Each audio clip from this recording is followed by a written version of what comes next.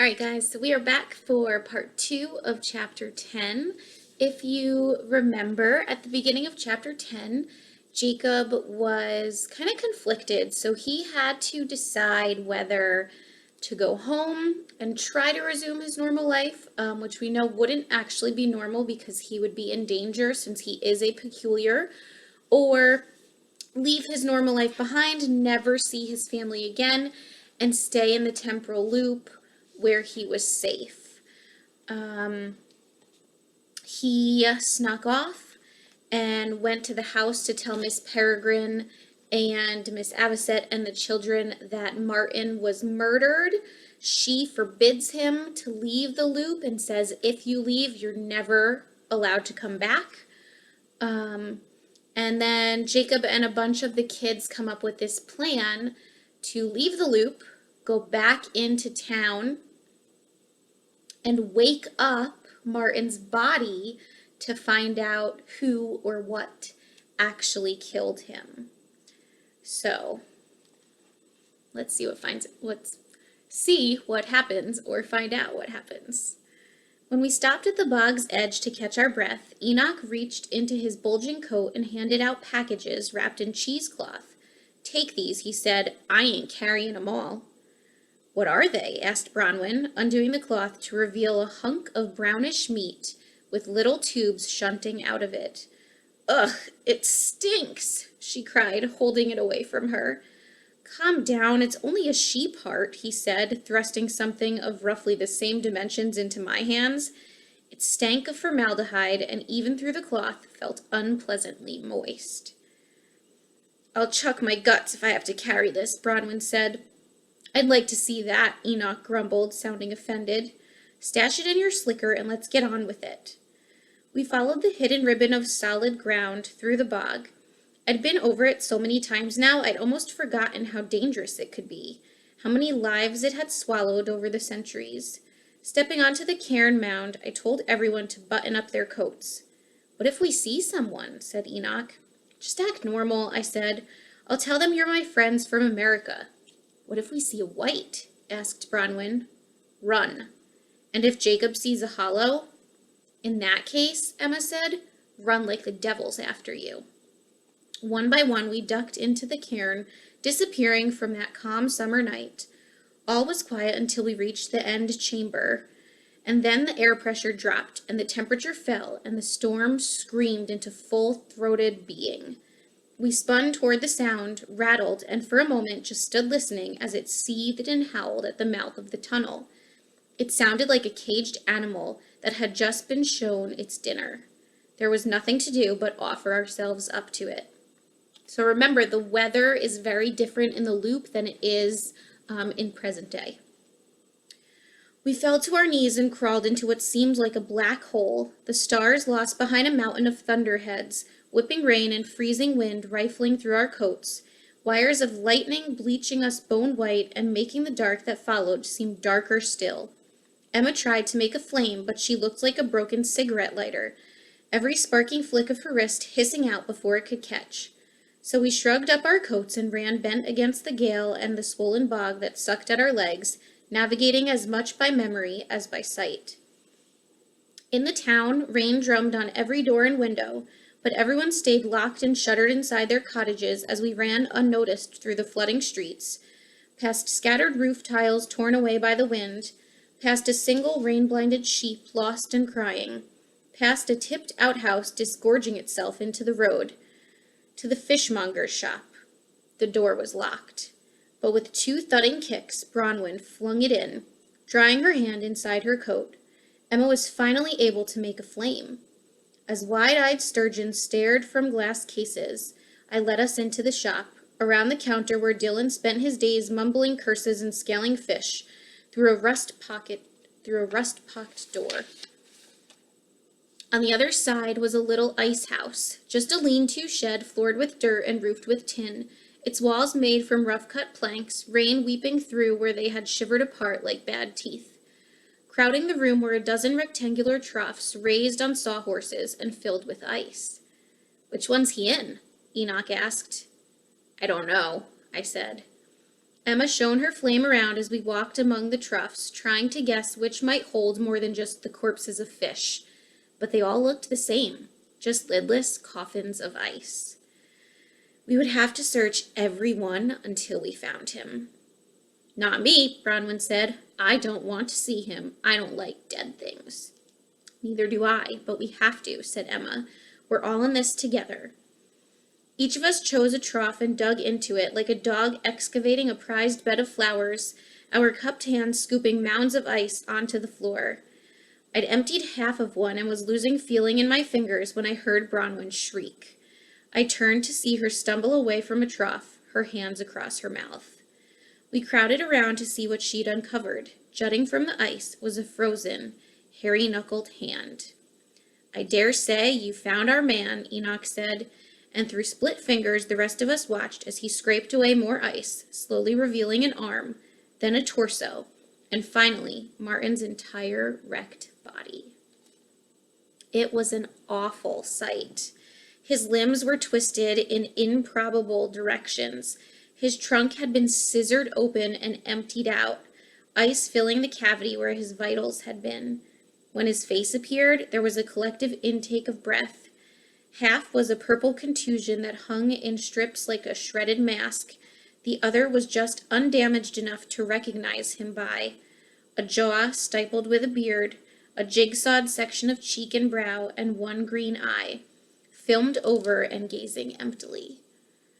He wore only boxers and ragged scraps of terrycloth robe. There was no way he'd walked by himself out to the cliffs at night dressed like that. Someone or something had dragged him there. He's pretty far gone, Enoch said, appraising Martin as a surgeon might assess an all but hopeless patient. I'm telling you now, this might not work. We got to try, Bronwyn said, stepping bravely to the trough with the rest of us. We come all this way, we at least got to try. Enoch opened his slicker and pulled one of the wrapped hearts from an interior pocket. It looked like a maroon catcher's mitt, folded in on itself. If he wakes up, Enoch said, he ain't gonna be happy, so just stand back and don't say I didn't warn you. All of us took a generous step back, except Enoch, who bellied up to the trough and plunged his arm into the ice that filled Martin's chest, swirling it around like he was fishing for a can of soda in a cooler. After a moment, he seemed to latch on to something, and with his other hand, he raised the sheep heart above his head. A sudden convulsion passed through Enoch's body, and the sheep heart started to beat, spraying out a fine mist of bloody pickling solution. Enoch took fast, shallow breaths. He seemed to be channeling something. I studied Martin's body for any hint of movement, but he lay still. Gradually, the heart in Enoch's hand began to slow and shrink, its color fading to a blackish gray, like meat left too long in the freezer. Enoch threw it on the ground and thrust his empty hand at me. I pulled out the heart I'd been keeping in my pocket and gave it to him. He repeated the same process, the heart pumping and sputtering for a while before faltering like the last one. Then he did it a third time, using the heart he'd given to Emma. Bronwyn's heart was the only one left, Enoch's last chance. His face took on a new intensity as he raised it above, Martin's rude coffin squeezing it like he meant to drive his fingers through.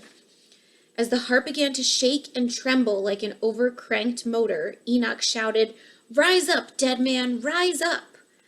I saw a flicker of movement. Something had shifted beneath the ice. I leaned as close as I could stand to, watching for any sign of life. For a long moment there was nothing, but then the body wrenched as suddenly and forcefully as if it had been shocked with 1,000 volts. Emma screamed and we all jumped back. When I lowered my arms to look again, Martin's head had turned in my direction, one cataract eye wheeling crazily before fixing, it seemed, on me. "He sees you," Enoch cried. I leaned in. The dead man smelled of turned earth and brine and something worse.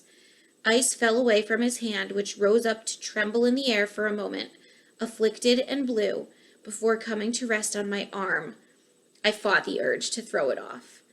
His lips fell apart and his jaw hinged open. I bent down to hear him, but there was nothing to hear. Of course there isn't, I thought. His lungs have burst.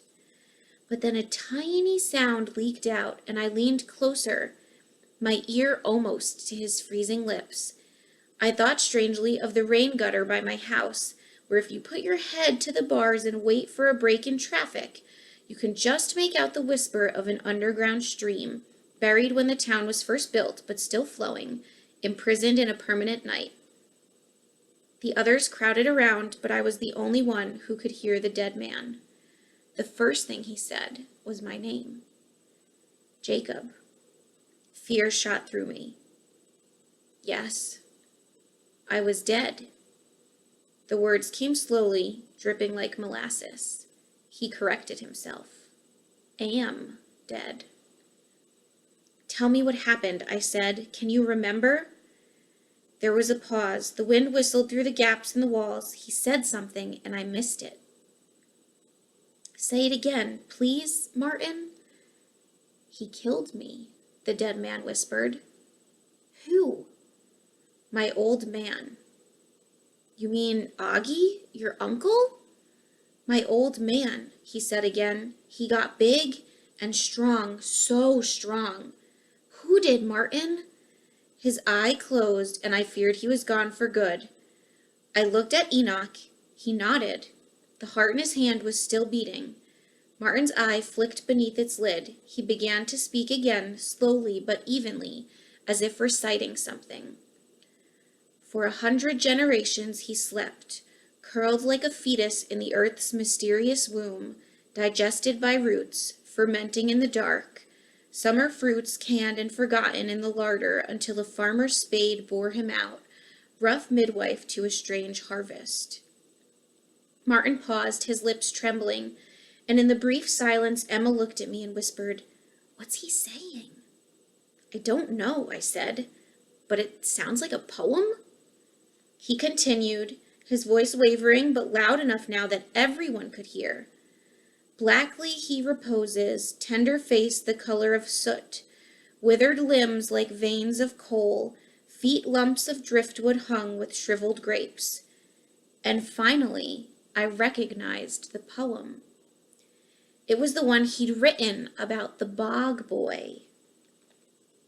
Oh, Jacob, I took such good, careful care of him, he said, dusted the glass and changed the soil and made him a home, like my own big bruised baby.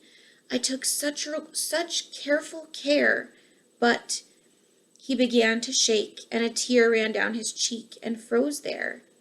But he killed me. Do you mean the bog boy? The old man? Send me back, he pleaded. It hurts. His cold hand kneaded my shoulder, his voice fading again. I looked to Enoch for help. He tightened his grip on the heart and shook his head. Quick now, mate, he said. Then I realized something. Though he was describing the bog boy, it wasn't the bog boy who had killed him. They only become visible to the rest of us when they're eating, Miss Peregrine had told me, which is to say, when it's too late. Martin had seen a hologhast at night, in the rain, as it was tearing him to shreds, and had mistaken it for his most prized exhibit. The old fear began to pump, coating my insides with heat. I turned to the others. A hologhast did this to him, I said. It's somewhere on the island. Ask him where, said Enoch. Martin, where? I need to know where you saw it. Please, it hurts. Where did you see it? He came to my door. The old man did? His breath hitched strangely. He was hard to look at, but I made myself do it, following his eye as it shifted and focused on something behind me. No, he said. He did. And then a light swept over us and a loud voice barked, Who's there? Emma closed her hand and the flame hissed out, and we all spun to see a man standing in the doorway, holding a flashlight in one hand and a pistol in the other. Enoch yanked his arm out of the ice while Emma and Bronwyn closed ranks around the trough to block Martin from view. We didn't mean to break in, Bronwyn said. We was just leaving, honest. Stay where you are, the man shouted. His voice was flat, accentless. I couldn't see his face through the beam of light, but the layered jackets he wore were an instant giveaway. It was the ornithologist. The man that was also doing the bird watching like Jacob's father. The one that was wearing sunglasses when his dad last saw him. Mister, we ain't had nothing to eat all day, Enoch whined, for once sounding like a 12-year-old. All we come for was a fish or two, swear. Is that so? Said the man. Looks like you've picked one out. Let's see what kind. He waved his flashlight back and forth as to part us with the beam. Step aside. We did, and he swept the light over Martin's body, a landscape of garnish ruin. Goodness, that's an odd-looking fish, isn't it? He said, entirely unfazed. Must be a fresh one. He's still moving. The beam came to rest on Martin's face. His eye rolled back and his lips moved soundlessly, just a reflex as the life Enoch had given him drained away. Who are you? Bronwyn demanded. That depends on whom you ask, the man replied, and it isn't nearly as important as the fact that I know who you are. He pointed the flashlight at each of us and spoke as if quoting some secret dossier. Emma Bloom, a spark, abandoned at a circus when her parents couldn't sell her to one. Bronwyn Bruntley, berserker, taster of blood, didn't know her own strength until the night she snapped her rotten stepfather's neck. Enoch O'Connor, dead riser, born to a family of undertakers who couldn't understand why their clients kept walking away. I saw each of them shrink away from him. Then he shone the light at me. And Jacob. Such peculiar company you're keeping these days. How do you know my name? He cleared his throat, and when he spoke again, his voice had changed radically. Did you forget me so quick? He said in a New England accent. But then I'm just a poor old bus driver. Guess you wouldn't remember. It seemed impossible, but somehow this man was doing a dead-on impression of my middle school bus driver, Mr. Barron, a man so despised, so foul-tempered, so robotically inflexible that on the last day of 8th grade, we defaced his yearbook picture with staples and left it like an effigy behind his seat. I was just remembering what he used to say as I got off the bus every afternoon when the man before me sang out, "End of the line, Portman." Mr. Barron? I asked doubtfully, struggling to see his face through the flashlight beam. The man laughed and cleared his throat, his accent changing again. Either him or the yard man, he said in a deep Florida drawl. Yon trees need a haircut. Give you a good price. It was the pitch-perfect voice of the man who for years had maintained my family's lawn and cleaned our pool. How are you doing that? I said. How do you know those people? Because I am those people, he said, his accent flat again. He laughed, relishing my baffled horror. Something occurred to me. Had I ever seen Mr. Barron's eyes? Not really. He was always wearing these giant old man sunglasses that wrapped around his face. The yard man wore sunglasses too, and a wide-brimmed hat. Had I ever given either of them a hard look? How many other roles in my life had this chameleon played?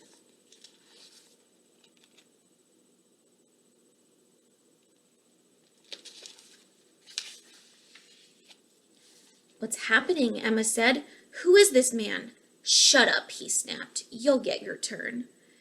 You've been watching me, I said. You killed those sheep. You killed Martin. Who, me? He said innocently. I didn't kill anyone. But you're a white, aren't you? That's their word, he said. I couldn't understand it. I hadn't seen the yard man since my mother replaced him 3 years ago, and Mr. Barron had vanished from my life after 8th grade. Had he really been following me? How do you know where to find me? Why, Jacob, he said, his voice changing yet again, you told me yourself. In confidence, of course. It was a middle American accent now, soft and educated, He tipped the flashlight up so that its glow spilled onto his face. The beard I'd seen him wearing the other day was gone. Now there was no mistaking him. "Dr. Golan?" I said, my voice a whisper, swallowed by the drumming rain. I thought back to our telephone conversation a few days ago. The noise in the background. He said he was at an airport, but he wasn't picking up his sister. He was coming after me. I backed against Martin's trough, reeling, numbness spreading through me. "The neighbor," I said.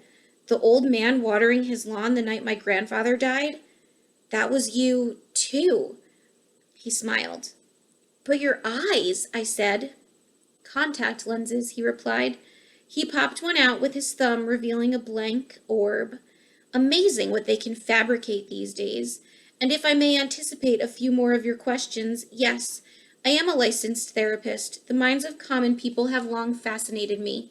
And no, despite the fact that our sessions were predicated on a lie, I don't think they were a complete waste of time. In fact, I may be able to continue helping you, or rather, we may be able to help each other." "Please, Jacob," Emma said, "don't listen to him."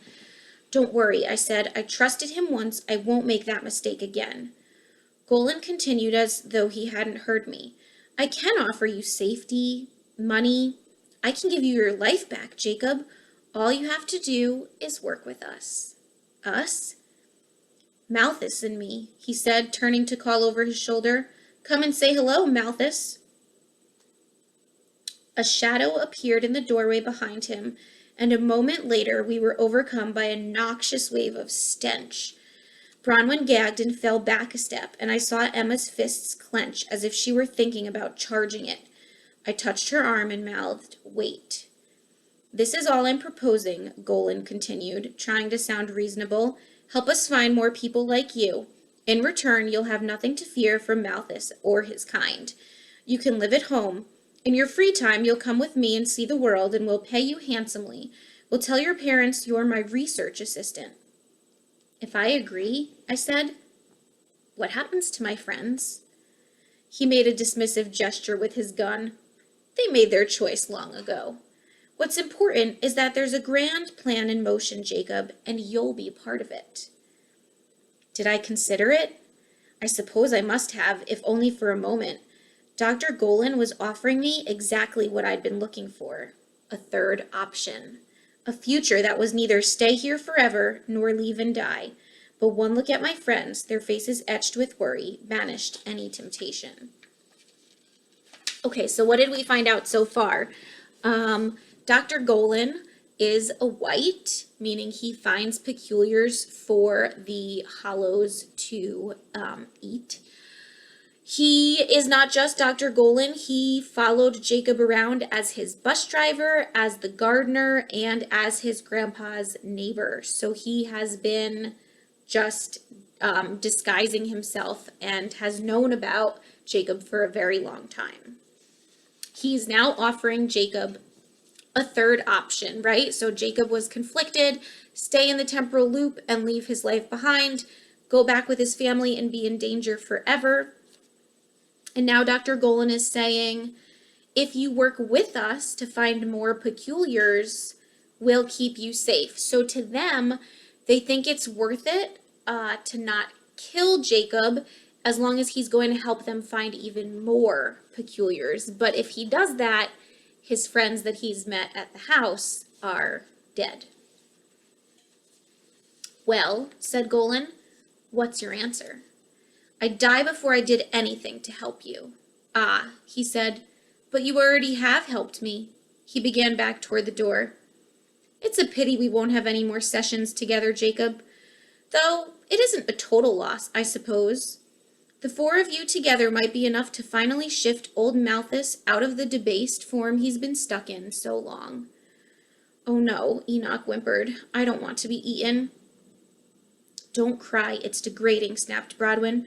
"We'll just have to kill them, that's all." "Wish I could stay and watch," Golan said from the doorway. "I do love to watch." And then he was gone, and we were alone with it. So Malthus is a hologast who has not consumed enough peculiars to have changed. I could hear the creature breathing in the dark, a viscid leaking like faulty pipeworks. We each took a step back, then another, until our shoulders met the wall and we stood together like condemned prisoners before a firing squad. I need a light, I whispered to Emma, who was in such shock that she seemed to have forgotten her own power. Her hand came ablaze, and among the flickering shadows I saw it, lurking among the troughs. My nightmare. It stooped there, hairless and naked, molted gray-black skin hanging off its frame in loose folds, its eyes colored in dripping putrefaction, legs bowed and feet clubbed and hands gnarled into useless claws, every part looking withered and wasted like the body of an impossibly old man, save one. Its outsized jaws were its main feature, a bulging enclosure of teeth as tall and sharp as little steak knives that the flesh of its mouth was hopeless to contain, so that its lips were perpetually drawn back in a detangled, deranged smile. And then those awful teeth came, unlocked, its mouth reeling open to admit 3 wiry tongues into the air, each as thick as my wrist.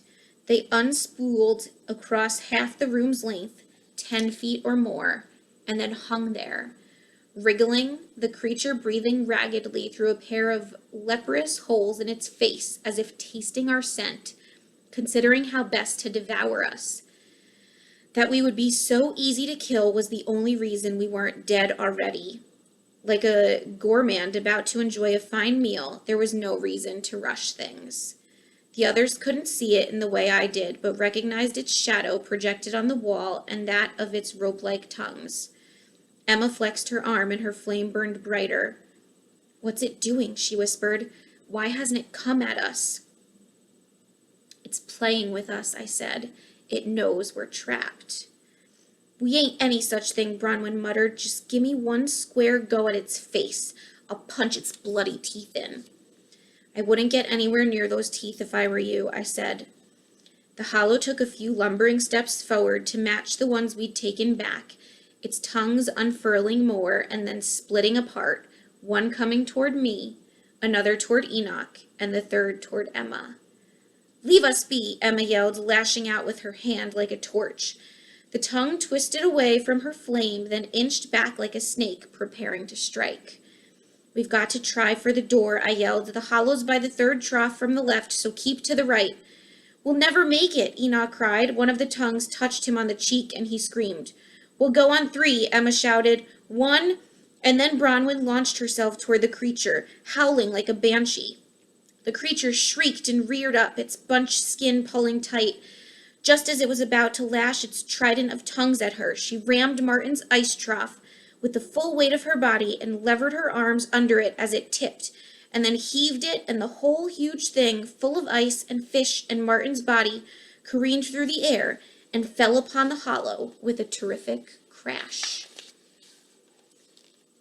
Bronwyn spun and bounded back in our direction. "Move!" she cried, and I leapt away as she collided with the wall beside me, kicking a hole through the rotten planks. Enoch, the smallest of us, dove through first, followed by Emma, and before I could protest, Bronwyn had grabbed me by the shoulders and tossed me out into the wet night. I landed chest first into a puddle. The cold was shocking, but I was elated to feel anything other than the hollow's tongue wrapping around my throat. Emma and Enoch hauled me to my feet, and we took off running. A moment later, Emma shouted Bronwyn's name and stopped. We turned, realizing she hadn't come with us. We called for her and scanned the dark, not quite brave enough to run back, and then Enoch shouted, "There!" We saw Bronwyn leaning against a corner of the ice house. "What's she doing?" cried Emma. "Bronwyn, run!" It looked as though she was hugging the building. Then she stepped back and took a running start and rammed her shoulder into its corner support, and like a house made of matchsticks, the whole thing tumbled in on itself. A cloud of pulverized ice, splintered wood puffing out and blowing down the street in a gust of wind. We hollered and cheered as Bronwyn sprinted toward us with a manic grin on her face, then stood in the pelting rain hugging her and laughing. It didn't take long for our moods to darken, though, as the shock of what had just happened set in. And then Emma turned to me and asked the question that must have been on all of their minds. Jacob, how did that white know so much about you? And us? You called him doctor, said Enoch. He was my psychiatrist. Psychiatrist, Enoch said? That's just grand. Not only did he betray us to a white, he's mad to boot. Take it back, Emma yelled, shoving him hard. He was about to shove her back when I stepped between them. Stop, I said, pushing them apart. I faced Enoch. You're wrong. I'm not crazy. He let me think I was, though. All along, he must have known I was peculiar. You're right about one thing, though. I did betray you. I told my grandfather's stories to a stranger. It's not your fault, Emma said. You couldn't have known we were real. Of course he could have, shouted Enoch. Abe told him everything, even showed him bloody pictures of us. Golan knew everything but how to find you, I said, and I led him straight here. But he tricked you, said Bronwyn. I just want you to know that I'm sorry. Emma hugged me. It's all right. We're alive. For now, Enoch said, but that maniac is still out there, and considering how willing he was to feed us all to his pet hologast, it's a good bet he's figured out how to get into the loop on his own. Oh, God, you're right, said Emma. Well, then, I said, we'd better get back there before he does. And before it does, Bronwyn added. We turned to see her pointing at the wrecked ice house, where broken boards had begun to shift in the collapsed pile. I imagine he'll be coming for us directly, and I'm fresh out of houses to drop on him. Someone shouted, run, but we already were, tearing down the path toward the one place the hollow couldn't reach us, the loop. We raced out of town in the splitting dark, vague blue outlines of cottages giving way to sloping fields, then charged up the ridge, sheets of water streaming over our feet, making the path treacherous. Enoch slipped and fell. We hauled him up and ran on. As we were about to crest the ridge, Bronwyn's feet went out from under her, too, and she slid down 20 feet before she could stop herself. Emma and I ran back to help, and as we took her arms, I turned to look behind us, hoping to catch a glimpse of the creature, but there was only inky, swirling rain. My talent for spotting hollows wasn't good without light to see them. But then, as we made it back to the top, chests heaving, a long flash of lightning lit up the night, and I turned and saw it. It was off below us a ways, but climbing fast, its muscular tongues punching into the mud and propelling it up the ridge like a spider. Go! I shouted, and we all bolted down the far side, the four of us sliding on our butts until we hit level ground and could run again. There was another flash of lightning. It was even closer than before. At this rate, there was no way we'd be able to outrun it. Our only hope was to outmaneuver it. If it catches us, it'll kill us all, I shouted, but if we split up, it'll have to choose. I'll lead it around the long way and try to lose it in the bog. The rest of you go get to the loop as quick as you can. You're mad, shouted Emma. If anyone stays behind, it should be me. I can fight it with fire. Not in this rain, I said, and not if you can't see it. I won't let you kill yourself, she shouted. There was no time to argue, so Bronwyn and Enoch ran ahead, while Emma and I veered off the path, hoping the creature would follow. And it did. It was close enough now that I didn't need a lightning flash to know where it was. The twist in my gut was enough.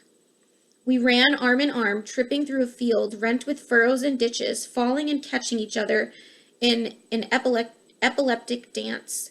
I was scanning the ground for rocks to use as weapons when out of the darkness ahead there appeared a structure. A small sagging shack with broken windows and missing doors, which in my panic I failed to recognize. We have to hide, I said behind gasping breaths. Please let this creature be stupid, I prayed as we sprinted toward the house. Please, please, let it be stupid. We made a wide arc, hoping to enter it unseen. Wait, Emma cried as we rounded the back of it. She pulled one of Enoch's cheesecloths from her coat and quickly tied it around a stone plucked from the ground, making a kind of slingshot. She cradled it in her hands until it caught fire, and then hurled it away from us. It landed in the boggy distance, glowing weakly in the dark. Misdirection, she explained, and we turned and committed ourselves to the shack's concealing gloom. Oh, the excitement of chapter 10. Okay. A couple questions you can answer. What could the whites and the hollow guests symbolize? Is there anything in our world that they could be?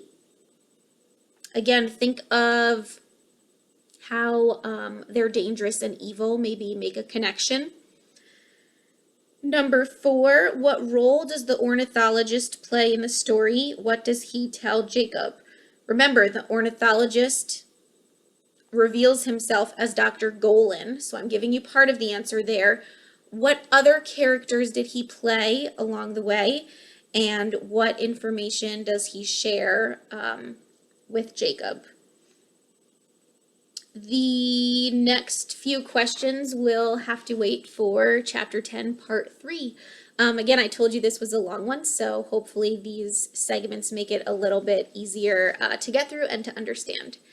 All right, see you next time.